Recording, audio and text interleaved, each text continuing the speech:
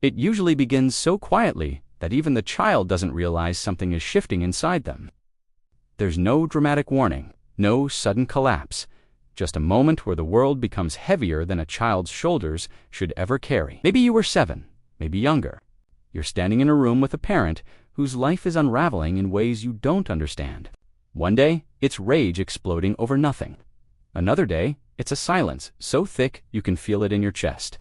Or maybe it's a tired expression every night, the smell of alcohol, the slammed doors, the unpredictability, the exhaustion, the sadness. And even though no one explains it to you, something inside your developing mind makes a decision that will shape the rest of your life. If I don't hold everything together, everything will fall apart. This is the moment childhood ends, not biologically, but psychologically. You still look like a kid. You still go to school. You still laugh sometimes. But something essential shifts. You begin reading the emotions of adults before they read yours. You start calculating the mood of the house before you open your mouth. You talk less, not because you don't have thoughts, but because you've learned your words can make things worse. You smile more, not because you're happy, but because you've learned your peace keeps other people stable. Slowly, almost without noticing it, you transform into the good child, the responsible one, the helper, the one who keeps the environment from falling into chaos, and the world applauds you for it. You're so mature for your age. You're so easy to deal with. You never cause trouble. You're so strong. Adults love a child who doesn't demand anything, but they never ask what that child is losing. Psychologists have a term for this role: reversal, parentification. A child becomes the emotional backbone of the home. The child becomes the listener, the mediator, the calm presence, the caretaker, the one who absorbs the stress meant for adults. Parentification isn't just unhealthy. It alters the child's emotional blueprint. It teaches them that safety depends on how well they manage the feelings of other people. It trains them to suppress their needs so they can protect the fragile adults around them. It wires their nervous system into constant alertness. This is where something called hypervigilance begins. Hypervigilance means your brain is always scanning, always listening for tone changes. Footsteps, sighs, tension in the air. You pay attention to everything. The way a door closes, the pace of someone's breathing, the shift in someone's voice. You learn that peace never lasts, so you prepare for the next disruption before it arrives. You carry this into school, into friendships, into adulthood, into relationships. You may not realize it, but your body is always waiting for something to go wrong. It becomes your baseline. And with hypervigilance comes an even deeper cost. You learn that your needs are a threat. You believe your emotions will overwhelm others. You believe your sadness will inconvenience someone. You believe your anger will push people away. You believe your needs will make things worse, so you shrink yourself. You pull your feelings inward. You disappear not physically, but emotionally. In your place grows a version of you that the world loves. A version that performs stability. A version that listens, supports, helps, fixes, and accommodates. A version that keeps everyone else emotionally regulated while silently falling apart inside. This version becomes your identity. It becomes the mask you wear so well that even you forget it's a mask. But masks don't delete the truth. Somewhere behind all your strength, there is a smaller voice, one that whispers, "Why didn't anyone protect me?" This question doesn't show up immediately. It waits. It appears later, often at the worst times during arguments, breakups, burnout, anxiety attacks, moments of numbness, or nights where you feel empty and can't explain why. As you get older, the effects of growing up too fast evolve into complex adult patterns. You might become hyper-independent, refusing help. Thinking depending on someone is dangerous, you might feel uncomfortable when things are calm because silence reminds your body of past chaos. You might feel numb during good moments because joy is unfamiliar. You might confuse exhaustion with accomplishment because being busy is the only time you feel worthy. You might be the strong one in every group, unable to show the vulnerability you desperately crave and the most painful truth. You might not even realize you're still in survival mode because you never learned any other way to exist. Children who grow up too fast don't just mature early, they lose a template for safety. Their nervous system absorbs the message. Chaos is normal. Peace is temporary. Love is conditional. My value is in what I provide, not who I am. This isn't personality. It's trauma disguised as maturity. This is the psychology of disappearing early. This is the impact of childhood responsibility that arrives years too soon. This is the silent grief of kids who became the protector instead of being protected. And unless you understand what happened to you, adulthood becomes a replay of childhood. Same patterns, different people. Adulthood arrives, but the child inside you doesn't magically disappear. They simply change their shape, their language, their behavior. The same survival instincts that once protected you in a chaotic home now follow you into every room, every relationship, every responsibility. But because you've lived this way for so long, you can't tell the difference between who you truly are and who you became to survive. You walk into adulthood believing you're naturally calm, naturally strong, naturally independent, naturally low maintenance, naturally helpful, but none of these labels reflect the truth. They're just the adult-sized versions of a child who learned early that their safety depended on other people's comfort. So you grow up becoming the person who always understands, always listens, always adjusts, always absorbs, always forgives. You're the one people vent to at 2 a.m., the one who picks up the pieces when others fall apart, the one who mediates arguments, the one who brings stability when a room feels tense. Not because you're trying to be a hero, because your nervous system doesn't know any other role. You can sense someone's frustration before they say a single word. You can tell something is wrong just by the way someone exhales. You read faces, tones, posture. Silences with a sensitivity that feels like intuition, but is really hypervigilance, disguised as empathy. The same skill that kept you safe as a child now becomes the invisible job you perform in adulthood. Every day without pay, without rest, without acknowledgement. And then there's the independence. Everyone praises you for it. People admire the way you handle everything, the way you don't need anyone, the way you stay strong. But they don't see the truth. They don't know you became independent because depending on people never felt safe. They don't know you learned to do everything alone because you grew up feeling like your needs were always too heavy. So now, when someone offers help, your stomach tightens. When someone tries to comfort you, you pull away. When someone asks if you're okay, you deflect. You've built your life around the belief that if you ever stop being strong, everything will fall apart, just like it did when you were a child. Then there's the exhaustion, the quiet kind, the invisible kind. You walk through your adult life carrying responsibilities that were never yours but now feel natural. You take on extra work so no one else feels stressed. You say yes to favors even when you're drowning. You clean up emotional messes you didn't create. You support people who never notice you're unraveling. And the most painful part, no one assumes you need help because you've never shown them you could break. You've worn the mask of strength for so long that people believe it's your face. In relationships, the patterns become even clearer. You fall in love with people you can care for, not because you prefer it, but because it feels familiar. Chaos feels familiar. Emotional distance feels familiar. Being needed feels familiar. So you enter relationships where you are the giver, the fixer, the emotional anchor. And deep down, a quiet fear follows you. If I stop giving, will they still want me? So you overfunction. You apologize too quickly. You avoid conflict because conflict never felt safe. You stay silent about your needs because needs were once dangerous. You confuse anxiety with intuition because your body never learned the difference between love and stress.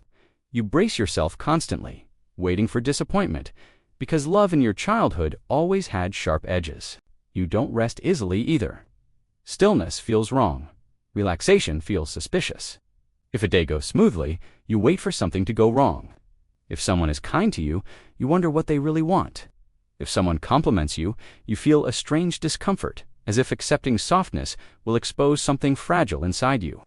Moments of peace don't soothe youth, they unsettle you. Because your nervous system grew up inside storms, and storms became your normal. Calmness feels like the silence right before the explosion. Slowly, without realizing it, you start to build a life where you are always busy, always productive, always performing, always strong. Not because you love productivity, but because slowing down forces you to feel things you've been avoiding since you were a child. Rest brings up grief. Silence brings up memories. Stillness brings up the parts of you you had to abandon. So busyness becomes your armor, your distraction, your escape. And throughout all of this, you carry an inner belief that you must earn your place in people's lives. You try to be perfect so no one gets disappointed. You try to be easy so no one gets tired of you. You try to be supportive so no one leaves.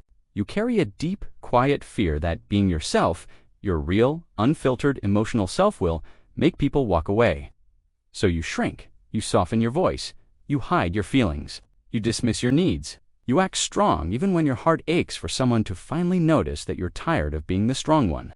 Because you were trained to be convenient, now you fear being too much. Because you were trained to stay quiet, now you struggle to speak your truth. Because you were trained to take care of others, now you don't know how to take care of yourself. Because you were forced to grow up early, now you don't know how to feel young, free, or safe. You look like an adult, but inside you're still the child who kept the family together with a trembling heart and a forced smile. And until you understand that your patterns are not personality there, protection, you keep repeating the same emotional script in every chapter of your adult life. You think you're failing when you're actually exhausted. You think you're dramatic when you're actually carrying decades of unprocessed fear. You think you're unlovable when you're simply unfamiliar with consistent, healthy love. Everything you struggle with as an adult traces back to the same heartbreaking truth. You never learned how to be cared for, only how to care for others. And that is the silent weight adulthood puts on a child who grew up too fast. Healing doesn't begin with fixing yourself. Healing begins the moment you finally turn toward the parts of you you've spent your entire life avoiding. That younger version of you, the one who carried responsibility too early, who learned to read danger in every silence, who gave up their own needs to protect others. That child never disappeared. They simply went quiet so you could survive. But silence is not the same as healing. Silence is what you learned to do when no one was listening. And adulthood has a way of bringing back the very emotions you never had space to feel. The exhaustion, the confusion, the fear of intimacy, the guilt of resting, the inability to trust comfort. These are not signs that you're broken. They are signs that the child inside you is still waiting for someone to finally say, "You didn't deserve any of this." You may think your life is falling apart, sometimes relationships that overwhelm you, emotions that feel too heavy, patterns that repeat again and again, but nothing is falling apart. What's happening is that your old survival strategies are cracking because they can no longer contain the pain they were designed to hold. When you were young, suppressing your feelings kept you safe. As an adult, suppressing them keeps you stuck. Sooner or later, the parts of you you abandoned begin knocking at the door. Not because they want to ruin your life, but because they want to rejoin it. Healing is not about becoming stronger. It's about finally letting yourself be human. At some point in this journey, you begin noticing the ways your childhood still shapes your reactions. You realize you're drawn to people you can fix because caretaking feels familiar. You notice you shut down when someone gets too close because vulnerability feels dangerous. You notice you work until your body collapses because your worth has always been tied to performance. You notice you feel strangely uncomfortable when someone treats you gently because kindness feels foreign. These realizations hurt. They expose wounds you've ignored for decades, but awareness is the first doorway out of survival mode. You cannot heal what you refuse to acknowledge. And then comes the grief, the kind of grief that doesn't show up as tears at first, but as heaviness in your chest, tension in your jaw, a restlessness in your body.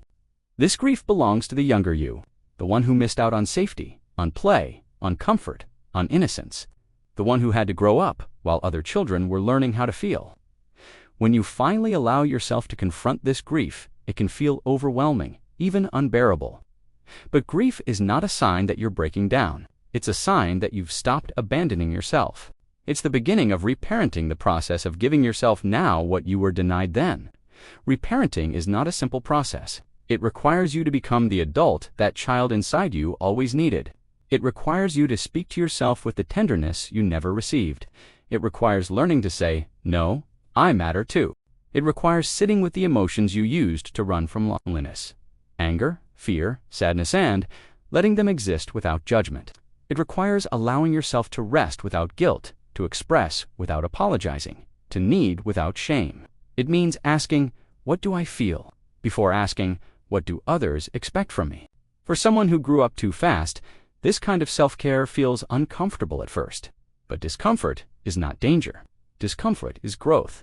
Slowly, you begin to see that the patterns you carried into adulthood were never proof of your weakness. They were evidence of your survival. The perfectionism, the independence, the emotional numbness, the people-pleasing, They all came from a child who did everything they could to stay safe in an unsafe environment. You didn't fail, you adapted, and those adaptations kept you alive. But now you're an adult, and you have access to choices that child never had. You can choose softness without fear. You can choose rest without guilt. You can choose relationships where love isn't earned through suffering. You can choose boundaries without guilt. You can choose a life where your emotions are allowed to exist without being filtered or minimized. Healing also means acknowledging that not everyone deserves access to the softest parts of you. When you stop overfunctioning, some people will pull away because they were attached to the version of you that served their needs. When you express your boundaries, some people will be uncomfortable because your silence used to benefit them. When you stop fixing everything, some relationships will collapse because they were built on your self-abandonment. These losses are painful, but they are necessary. You are not losing people, you are losing the versions of yourself that kept them comfortable. And slowly, almost quietly, a shift begins.